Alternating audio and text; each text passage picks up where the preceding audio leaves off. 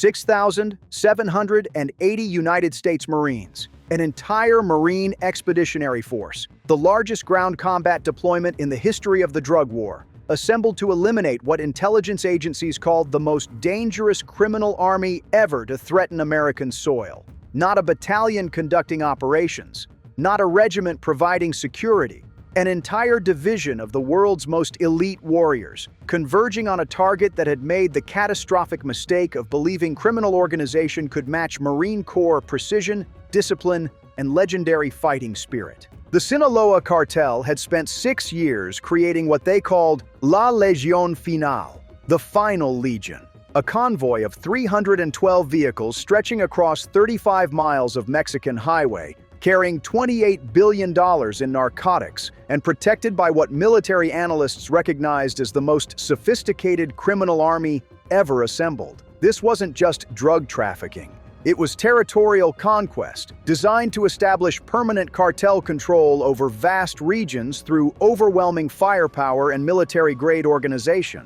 The convoy's capabilities exceeded those of most national armies. Former Special Forces operators from 15 different countries had designed defensive protocols using cutting-edge military doctrine.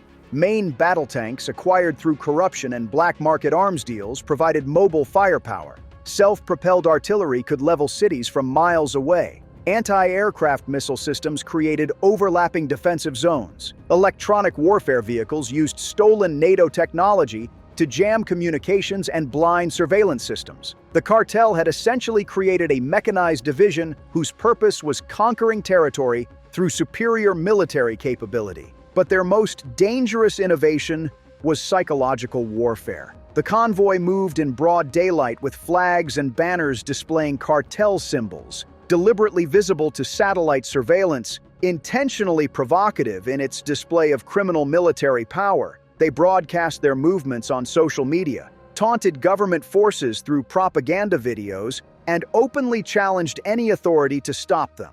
The cartel believed they had created something so powerful that even national governments would be forced to negotiate rather than fight. They had never faced 6,780 Marines who understood that some threats could only be answered with the legendary violence of action that had made the Corps feared across 3 centuries of warfare. The operation to destroy the convoy had been designated Semper Fidelis, always faithful to the mission of protecting American lives. This wasn't law enforcement or interdiction. This was total warfare against enemies who had declared themselves a rival military power threatening American national security. Marine infantry battalions trained in combined arms operations, force reconnaissance units specializing in deep penetration missions, Marine raiders configured for direct action, tank battalions equipped with M1A2 Abrams, artillery regiments armed with precision-guided munitions, and close air support squadrons had been training together for months.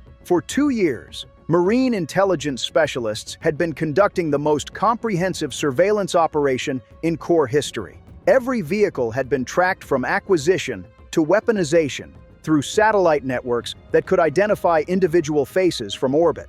Every fighter had been cataloged through facial recognition systems that processed millions of images daily. Every communication had been intercepted and decoded by quantum computers that could break any encryption in real time. The convoy that believed itself a revelation of military power was actually under complete observation by surveillance capabilities that recorded their every breath. But the intelligence breakthrough had come from Marine cultural understanding. Unlike other agencies that focused on technical capabilities, Marine intelligence recognized that the convoy's greatest weakness was its adherence to cartel honor codes that made their behavior predictable. Their need to display power, their adherence to territorial traditions, their predictable responses to provocation. All of these cultural factors had been analyzed and weaponized against them.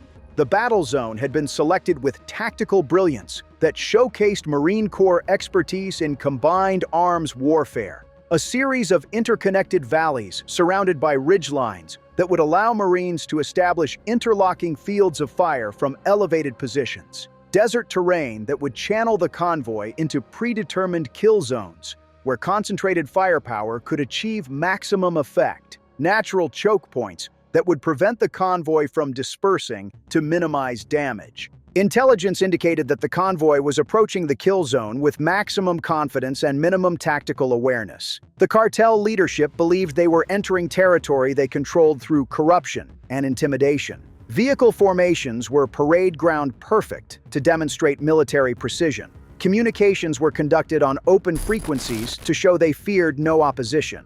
The convoy moved like a victorious army, displaying its power, unaware that they were marching into the most sophisticated combined arms ambush in military history. As dawn broke over the Mexican desert, the convoy continued its advance with mechanical precision that showcased years of military training and organization. Tank commanders maintained formation spacing that would allow rapid deployment into fighting positions. Artillery pieces calculated firing solutions for predetermined target areas. Anti-aircraft systems scanned sectors through automated threat detection protocols that had been stolen from legitimate military installations. None of them detected the massive Marine force that had been infiltrating the area for weeks, using tactics that had been perfected in the world's most dangerous battlefields. 6,780 Marines had positioned themselves throughout the valley system using concealment and camouflage techniques that rendered them invisible to any surveillance system the cartel possessed. Infantry companies occupied positions on every ridgeline. Tank platoons were concealed behind terrain features that would allow devastating flanking attacks. Artillery batteries had established firing positions that could maintain sustained bombardment for hours. At exactly 0545 hours, the Mexican desert erupted into coordinated violence as 6,780 Marines struck the convoy with precision that redefined ground warfare supremacy. The surprise was so complete that the convoy's sophisticated early warning systems had no time to detect the threat before the Earth itself seemed to explode with lethal fury from every direction simultaneously. The first strikes came from Marine artillery batteries positioned on ridgelines that commanded the entire valley system.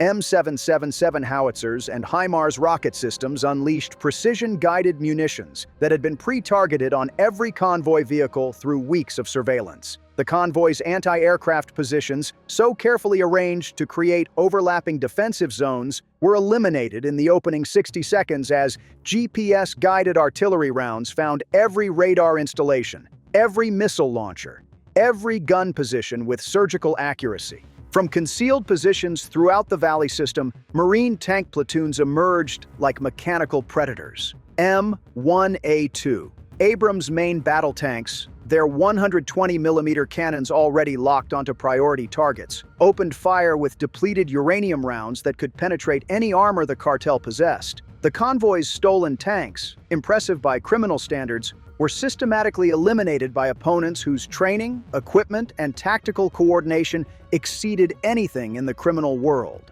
One cartel T-72 tank, its crew desperately trying to traverse their gun towards suspected Marine positions, was engaged simultaneously by 3 Abrams tanks firing from different positions. The first round penetrated the frontal armor, killing the driver and gunner instantly. The second struck the turret, eliminating the commander and loader. The third hit the engine compartment, creating an explosion so intense that the vehicle's ammunition cooked off in a secondary blast that damaged nearby convoy vehicles. Marine infantry companies, positioned on elevated terrain that provided commanding fields of fire, opened coordinated attacks using weapons that had been specifically chosen for maximum effectiveness against convoy targets. Squad automatic weapons raked convoy formations with sustained fire that eliminated personnel attempting to man defensive positions. A T-4 anti-tank weapons eliminated armored vehicles that had survived the initial tank engagements. Precision sniper fire eliminated convoy leadership with shots that were invisible until their targets simply stopped moving.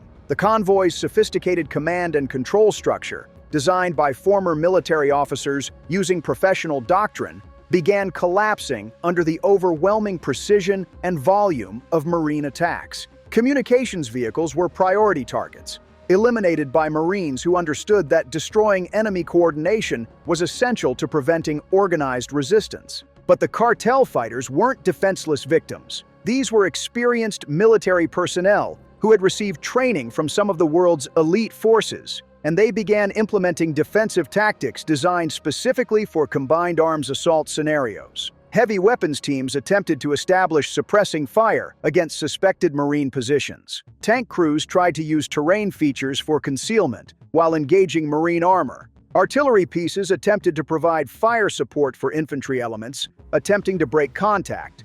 Some defensive actions achieved brief tactical success. A convoy self-propelled artillery piece managed to damage a Marine LAV-25 with a direct hit that penetrated its armor plating. The vehicle was immobilized, but its crew survived, marking one of the few instances where convoy forces achieved effective engagement during the entire battle. But individual successes were meaningless against the overwhelming coordination and firepower of a full Marine Expeditionary Force. For every Marine vehicle that took damage, dozens more were available to continue the assault. The convoy's forces, no matter how well trained or equipped, were facing opponents whose tactical coordination, training standards, and combat experience exceeded anything they could match. Marine Force reconnaissance teams, operating behind enemy lines using infiltration tactics perfected in global combat zones, began eliminating convoy leadership and communication nodes with surgical precision. Moving through terrain that provided perfect concealment, they engaged high-value targets with suppressed weapons that eliminated key personnel without revealing their positions to other defenders. The systematic destruction continued with mechanical precision that demonstrated the difference between criminal organization and Marine Corps combined arms coordination. Tank platoons eliminated armored threats in predetermined sequence, while infantry companies suppressed supporting elements. Artillery batteries provided continuous fire support that prevented convoy forces from establishing defensive positions or coordinating counterattacks. The psychological impact on surviving convoy personnel was beyond devastating. These men had joined the operation because they believed their overwhelming firepower and military organization made them the equal of any force on Earth. Now they were trapped in a valley system with enemies whose capabilities exceeded their worst nightmares, watching their mechanized army being systematically dismantled by opponents who moved with coordination and precision that seemed superhuman. Marine Close Air Support, coordinated through forward air controllers embedded with ground units, began delivering precision strikes on convoy elements that had survived the initial ground assault. F/A-18 Super Hornets and AV-8B Harriers swept across the battlefield, their precision-guided munitions eliminating cargo vehicles and command posts with surgical accuracy that preserved intelligence materials while destroying criminal assets. As the engagement progressed, the convoy's attempts at organized resistance collapsed under the relentless application of Marine Corps tactical doctrine. Units that tried to establish defensive positions found themselves engaged from multiple directions by Marines who used terrain and superior positioning to maintain tactical advantage. Vehicles that attempted to escape were engaged by tank platoons positioned at strategic choke points throughout the valley system. When the thunder of Marine weapons finally began to subside and the last explosions faded across the Mexican desert, the transformation was absolute and awesome in its completeness. Where dawn had revealed the most powerful criminal army in history, sunset showed only burning wreckage scattered across 35 miles of devastated valley terrain. 312 vehicles, carrying $28 billion in narcotics and manned by over 1,500 fighters, had been reduced to twisted metal and ash. As Marine reconnaissance teams began conducting battle damage assessment, the true scope of the victory became apparent. This wasn't just about destroying a drug convoy. It was about eliminating a criminal military capability that had threatened to revolutionize organized crime worldwide. Every piece of military equipment, every tactical innovation, every organizational structure that had been developed over 6 years of planning was being systematically analyzed and countered. Marine combat engineers, working under security provided by infantry companies, began the methodical destruction of anything that had survived the initial assault. Demolition charges were placed on vehicle hulks with scientific precision, creating controlled explosions that ensured no component could ever be salvaged or reverse engineered. Tank hulks that had survived direct hits were destroyed by precisely placed thermite charges that melted their armor and mechanical systems beyond recognition. Intelligence teams, working under armed protection provided by Force Reconnaissance Marines, moved through the battlefield gathering evidence that would support operations against criminal networks for decades. Documents recovered from command vehicles revealed the scope of cartel military ambitions that extended far beyond drug trafficking into territorial conquest. Communication equipment provided access to encrypted networks that connected criminal organizations across multiple continents. The psychological impact of the convoy's annihilation rippled through criminal organizations worldwide within hours of the engagement. Communications intercepts revealed cartel leaders struggling to comprehend how their most powerful military asset had been eliminated by forces whose capabilities seemed to exceed anything they had believed possible. The mechanized army that was supposed to establish permanent territorial control had been destroyed so completely that its very existence seemed impossible. The economic devastation was catastrophic beyond any previous criminal loss. The $28 billion in destroyed narcotics represented the largest seizure in history, but the true damage lay in the elimination of military capabilities that had taken years to develop and billions to acquire. The convoy's destruction had eliminated an entire generation of criminal military expertise that could never be replaced.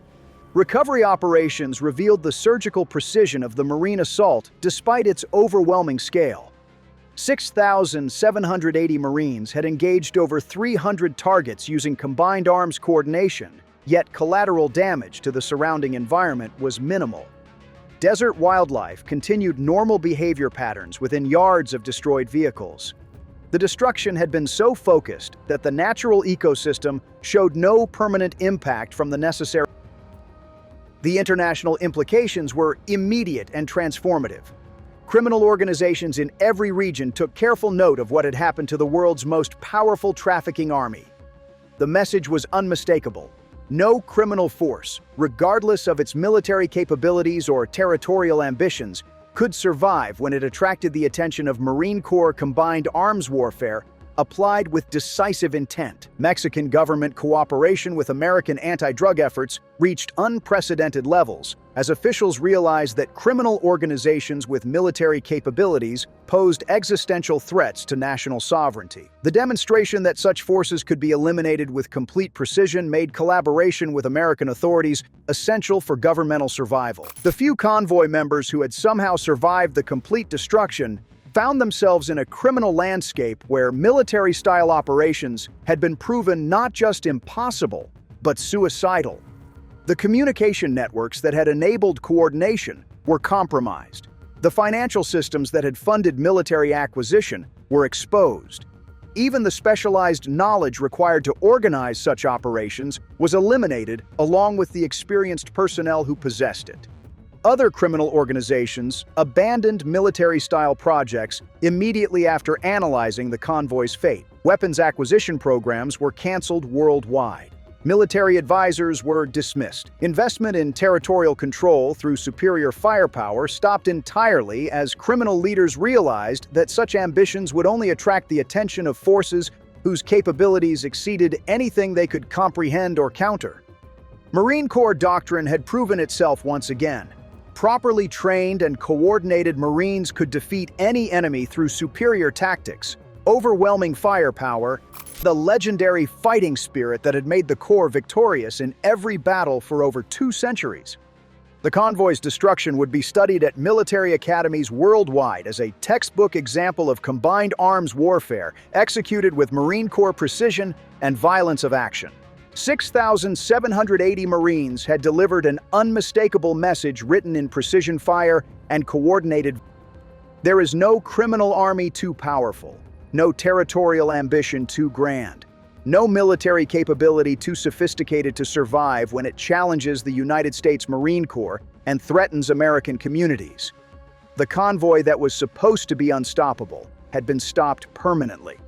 The criminal army that was supposed to be invincible had been crushed completely.